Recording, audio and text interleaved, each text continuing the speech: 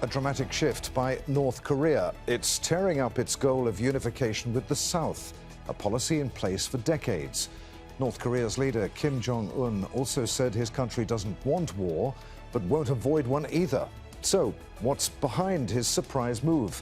This is Inside Story.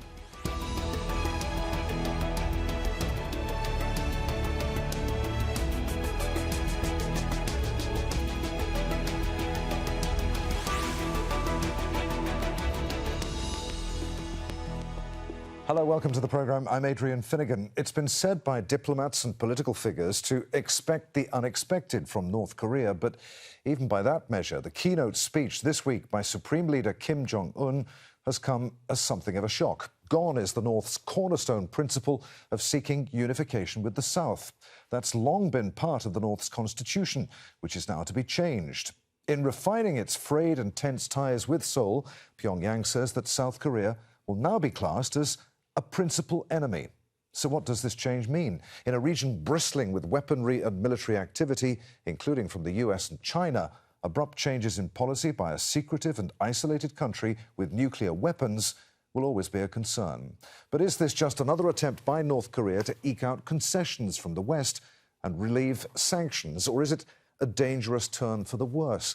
And why the U-turn now? We'll be discussing all of this with our guests in just a few moments, but first, let's get a report from Imogen Kimber. A significant change on the Korean peninsula. North Korea's leader accuses Seoul of pushing for regime change in his country and says unification with the South is no longer possible. We do not want war, but we also have no intention of avoiding it. We will defend our sovereignty, the security of the people, and right to existence. The war will terribly destroy the entity called the Republic of Korea and put an end to its existence, and it will inflict an unimaginably crushing defeat upon the U.S. Long ago, terms were almost agreed between General Nam-il, head of the Communist delegation, and North and South Korea have been in a so-called frozen conflict since the Korean War ended in 1953. But no peace treaty was signed, so technically they are still at war. A truce has been signed. The North has maintained a drive for unification, a goal that was written in the constitution. But in an announcement on state television, Kim Jong Un says that's to be changed. It is right to specify in the relevant paragraph of our constitution that education should be intensified to instill into our people the firm idea that the Republic of Korea is their primary foe and invariable principal enemy. 3 governmental agencies dedicated to unification are to be scrapped, and what's known as the Arch of Reunification in Pyongyang, constructed by Kim Jong Un's father, is to be knocked down. South Korea sees this historic change as a threat. North Korean authorities define South and North Korea as 2 hostile countries, not same-race countries. This shows the North Korean regime admits it's a group that stands against history and its own people. Tensions on the peninsula have been increasing for years, particularly since 2019, when nuclear diplomacy between Kim and then US President Donald Trump fell apart. And they've worsened in the last few months. Most recently, North Korea launched missiles near the border with South Korea and carried out military exercises. From the perspectives of South Korea and the United States, there are concerns about North Korea's ability to rapidly deploy missiles and attack the US and South Korean major bases and targets, especially as there is a clear challenge in intercepting a hypersonic missile, as it has capability of evasion flight in lower altitude compared to traditional ballistic missiles. South Korea says its military is capable of an overwhelming response. Since Kim's speech, North Korea's foreign minister has met Russian President Vladimir Putin in what's believed to have been a push to agree on arms cooperation between Pyongyang and Moscow and to deepen ties between the 2 countries. Some analysts say North Korea is skilled in increasing tensions as a negotiating tool and to extract concessions. The rest of the world can keep guessing whether the policy shift is more a theoretical issue or one to be alarmed about. Imogen Kimber, Al Jazeera for Inside Story.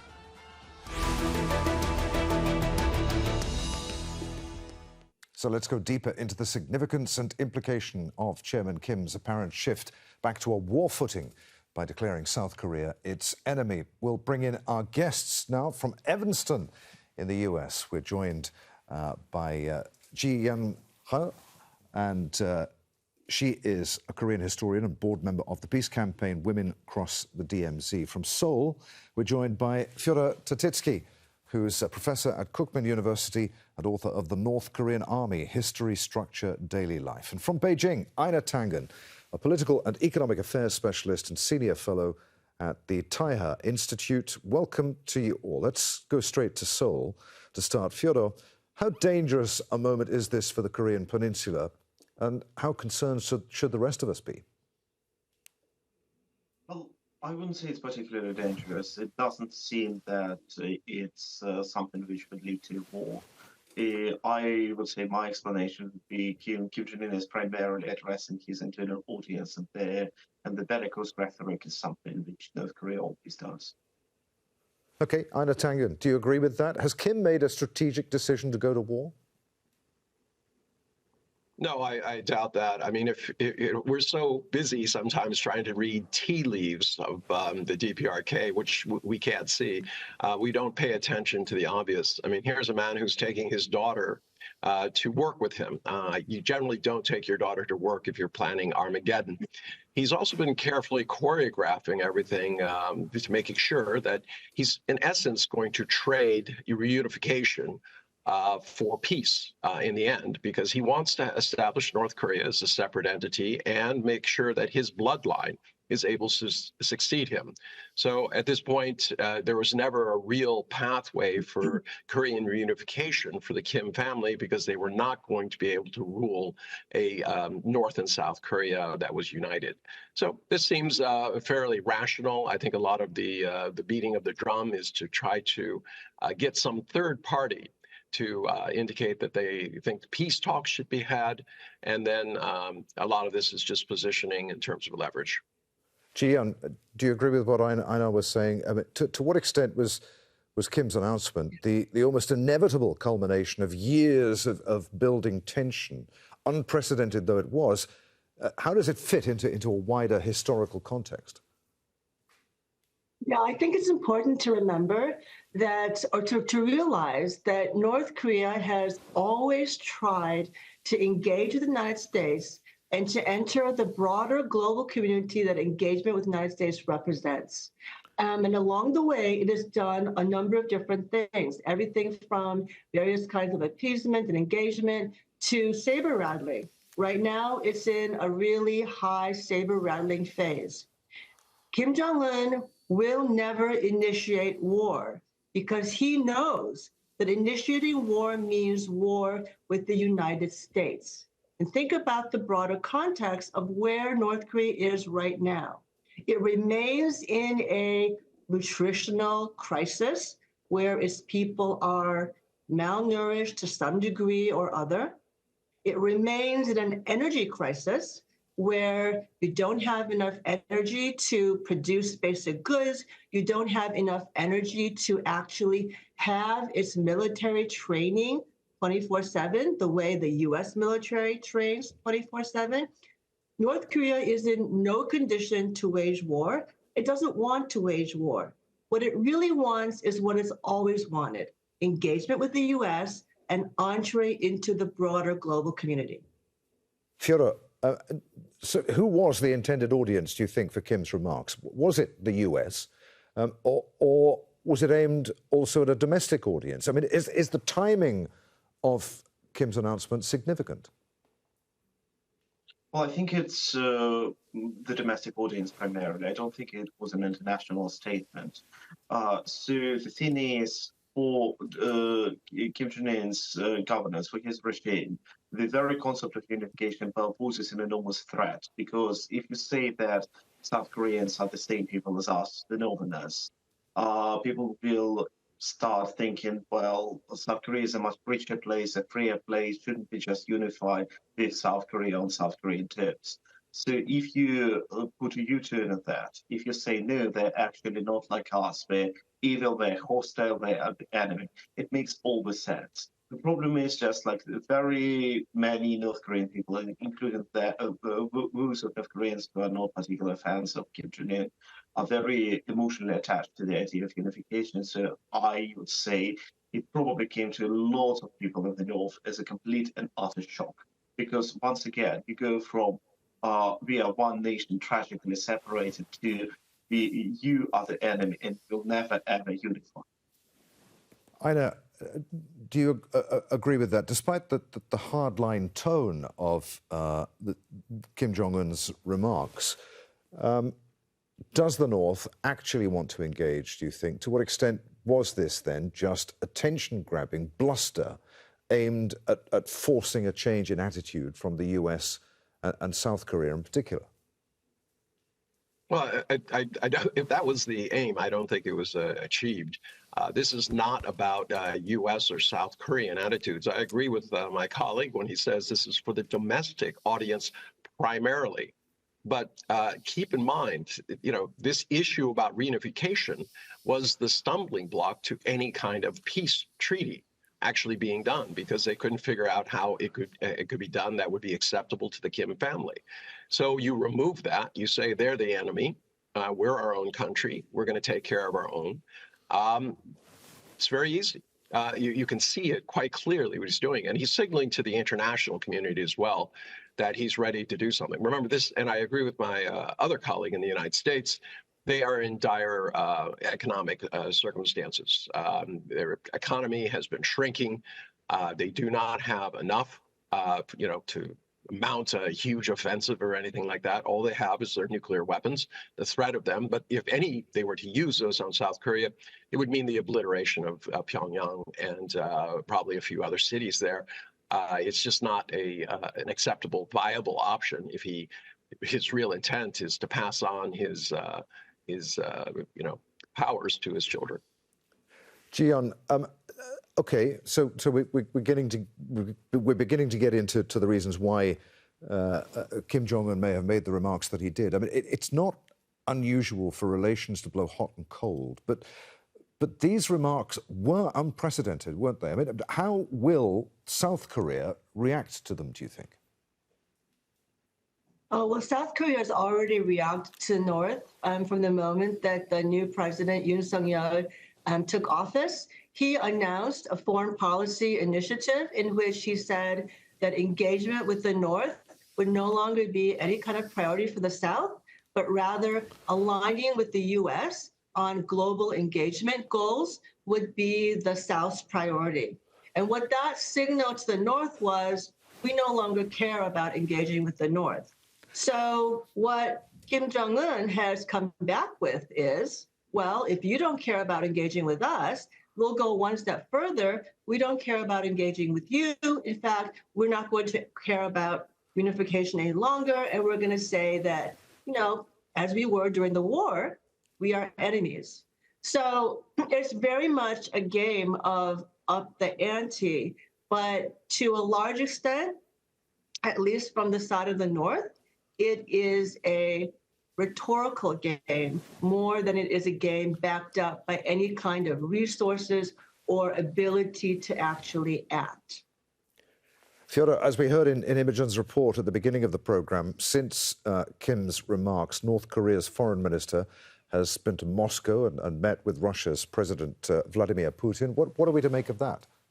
Well, I'm just saying this is probably just a preparatory meeting because Putin is scheduled to visit Pyongyang, so we're probably talking out the details. And as for Putin's visit to Pyongyang, this is probably just about buying more ammunition for his war in Ukraine. Okay. Ji-Yeon, you want to come in? Yeah, I think that one has to think about North Korea, how it has historically moved between China and Russia. Sticking to one or the other, depending on where we could find the advantage. Right now, for a variety of reasons, it's moving a little bit closer to Russia. And part of that has to do with Russia kind of needs North Korea a little bit more. And so therefore, North Korea is going to be able to get stuff from Russia that it wants to have. I believe that that's what North Korea's calculation is. It's not really about actually agreeing with Russia's policy actions or, Russia's stance on any particular issues. Einar, I just wonder, would Beijing have been consulted or warned about what Kim Jong Un was about to say? Oh, I can assure you they weren't. They were surprised as anybody. In fact, they haven't said anything.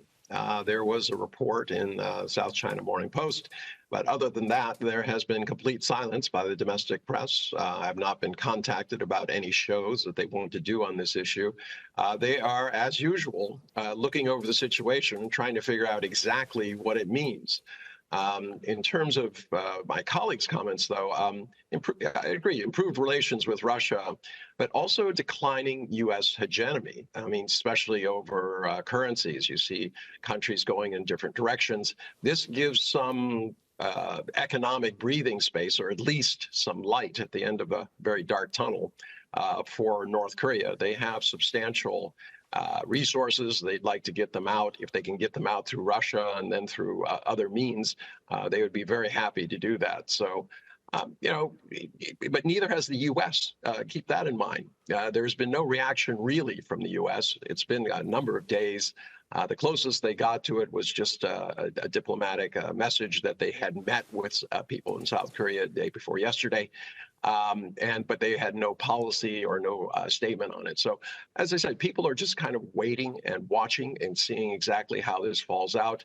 I do think the South Koreans are jumping to the gun in terms of saying, well, this means that they're dehumanizing us if we're the enemy. The use of nuclear weapons could be there. But as I said, any use of nuclear weapons in the South Korea would involve the death of U.S. soldiers.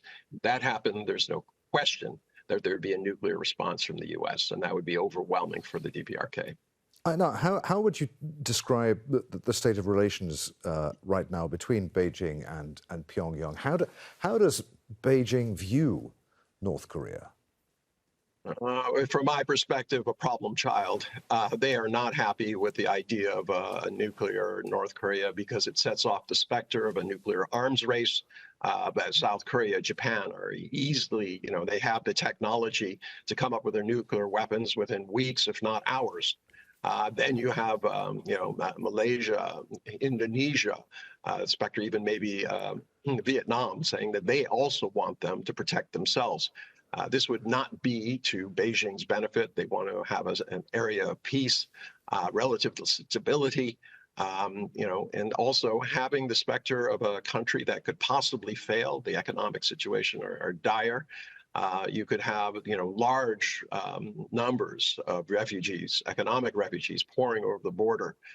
This is not a border that's heavily armed. There are fences, but, it would be almost impossible to stop because it's a long, long border. Fyodor, let's put a similar sort of question to you then. How does Moscow view North Korea right now?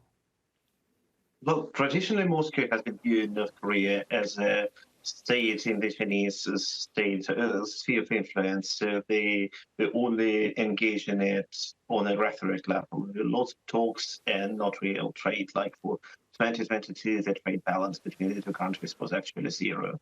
So this new thing which happens with munition trade, with Putin going there again, I think for the second time, that's actually a very new development, because the previous stage started not under even Putin, not even under Yeltsin. It started under Gorbachev. So what we are witnessing now is a new stage of the relationship, and I think it's more indeed an alliance of convenience, of sort, like when and if the war in Ukraine stops, I think they would be back to the square one. Ji-Yeon, do you want to come in on that? I mean, how do you think Moscow views North Korea? Well, I'm not sure exactly how Moscow views North Korea, but historically, I do know that both Beijing and Moscow have tried to control North Korea, have tried to have North Korea behave like a proper client state, and North Korea has consistently refused, and therefore has been a problem child for both countries. From the United States' point of view, the United States sees North Korea as a rogue nation that is unpredictable and dangerous, and that is better dealt with by the stick and not the carrot. And I believe, actually, that that is a big mistake. Even rogue nations are better dealt with by the carrot than the stick. And throughout its history, North Korea has wanted to engage with the United States, has tried by a variety of methods, and has consistently not had the success that it wanted, right? It did have success once under the 1994 agreed framework, in which the United States exchanged, right, light water nuclear energy reactors for North Korean denuclearization. And that worked. And during the years that that worked, North Korea did not do anything on its nuclear program. It did not launch missiles. It behaved. And then in the early 2000s, with the Bush administration, it fumbled North Korea policy, and North Korea was just like, oh, well, you guys aren't serious about this. You actually haven't built any energy reactors for us. You're not really moving forward on that at all. So the agreement is null now. We can't trust you. And ever since then, we've been in this cycle of saber rattling, maybe some negotiations, more saber rattling, maybe some negotiations. And the United States has not been successful in seriously engaging with North Korea to the detriment of peace overall. What would your advice be right now to the Biden administration? How should it react to Kim Jong Un's remarks, or indeed to the incoming administration if Biden fails to win re-election? Yeah. So I would advise the American president to think about the lyrics to the U.S. national anthem, where the lyrics say the United States is not only the home of the free, but also the home of the brave. And to take that to heart and have the courage to actually do something positive for peace, to reach out to North Korea and say, we don't want war with you guys. We want peace with you guys. So let's negotiate. Let's start by negotiating a real formal end to the Korean War, because the armistice is not peace. It's only a cessation of hostilities. So let's start by negotiating an actual peace and a formal end to the Korean War so that we are not always on the brink of war with each other.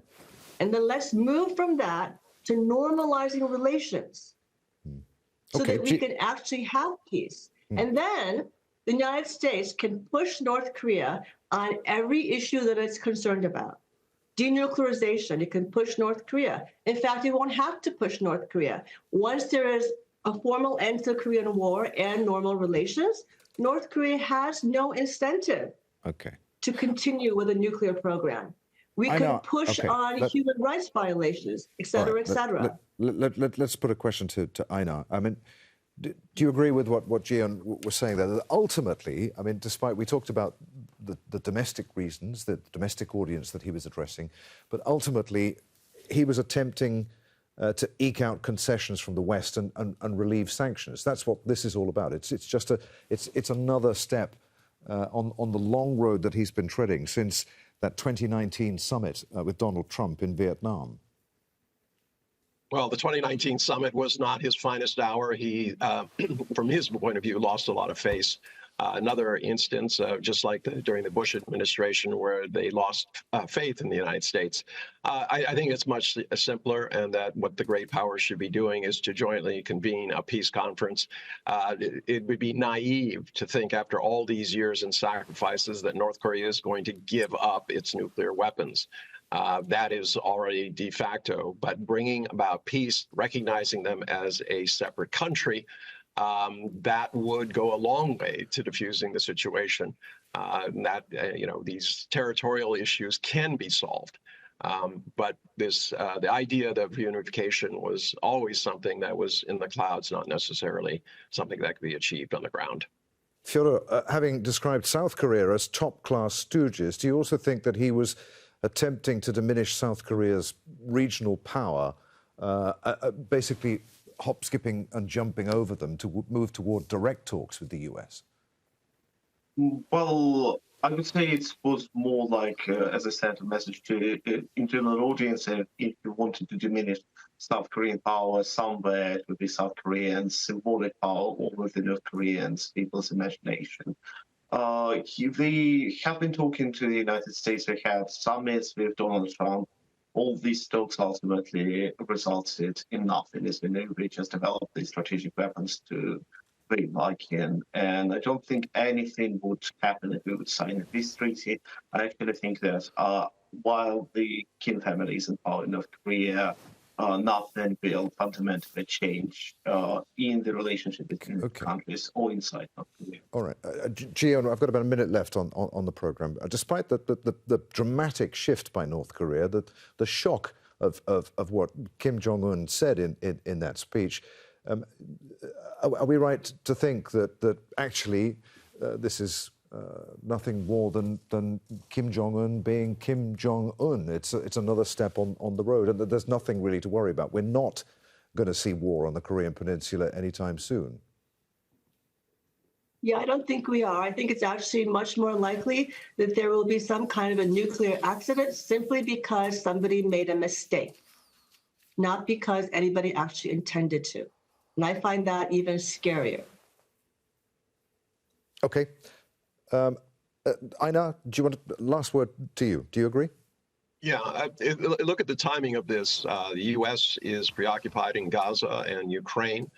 China obviously has its issues with the U.S. I don't think it's by accident that he's choosing this time to press forward what I believe is the succession of his family above the reunification of Korea. Okay. Many thanks indeed. Ji-Yeon, Fyodor Tertitskiy and Einar Tangen for being with us today.